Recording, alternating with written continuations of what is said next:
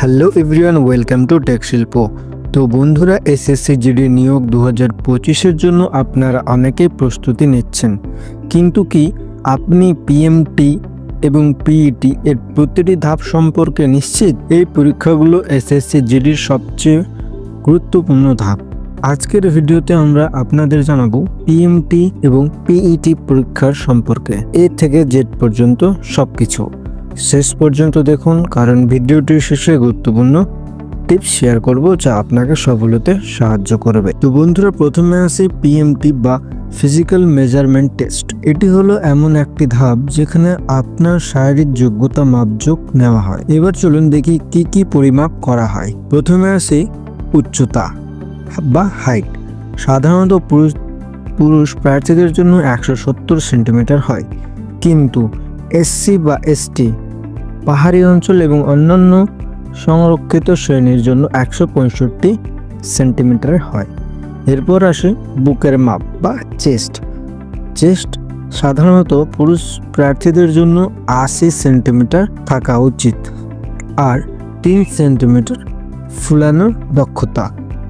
সংরক্ষিত শ্রেণীর জন্য কিছু ছাড় থাকে। ওজন বা ওয়েট আপনার উচ্চতার সাথে সঙ্গতিপূর্ণ হতে হবে।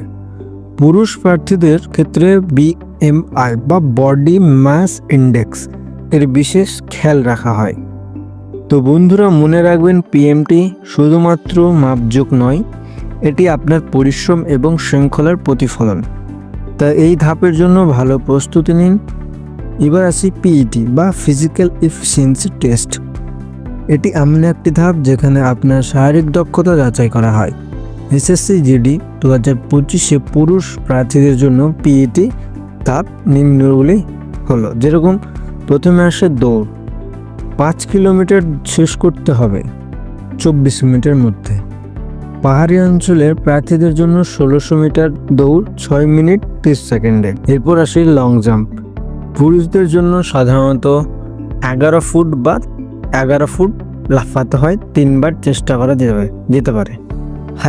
হাই জাম্প হচ্ছে 3.5 ফুট, এটাও 3 বার চেষ্টা করা যাবে। তো বন্ধুরা, মনে রাখবেন, এই পরীক্ষাগুলো শুধুমাত্র আপনার শারীরিক সক্ষমতা নয়, আপনার মনোবল এবং স্থিরতা পরীক্ষা করে।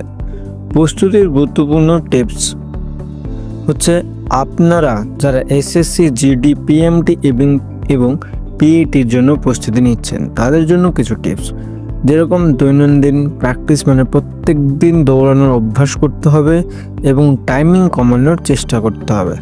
স্ট্রেংথ ট্রেনিং, লং জাম্প এবং হাই জাম্পের জন্য পা ও শরীরের শক্তি বাড়াতে হবে। এবং ডায়েট ও হাইড্রেশন, মানে স্বাস্থ্যকর খাবার খান, শারীরিককে হাইড্রেট রাখুন, মানে বেশি করে জলপান করতে হবে। এরপর আসে পিএমটির প্রস্তুতি। উচ্চতা এবং ওজন নিয়ে চিন্তিত হলে যোগব্যায়াম ও ব্যায়াম করুন। তো বন্ধুরা, পিএমটি এবং পিইটি এসএসসি জিডি নিয়োগের একটি অত্যন্ত গুরুত্বপূর্ণ ধাপ। সঠিক পদ্ধতি এবং আত্মবিশ্বাস আপনাকে এই ধাপগুলোতে সাফল্য এনে দেবে। যদি আপনার কোনো প্রশ্ন থাকে নিচে কমেন্টে জানাতে ভুলবেন না।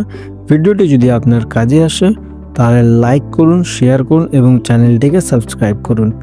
আমরা আগামী দিনে এসএসসি জিডি প্রস্তুতি আরও গুরুত্বপূর্ণ বিষয় নিয়ে আসবো। ততক্ষণে কঠোর পরিশ্রম চালিয়ে যান এবং দেশের সেবা করুন।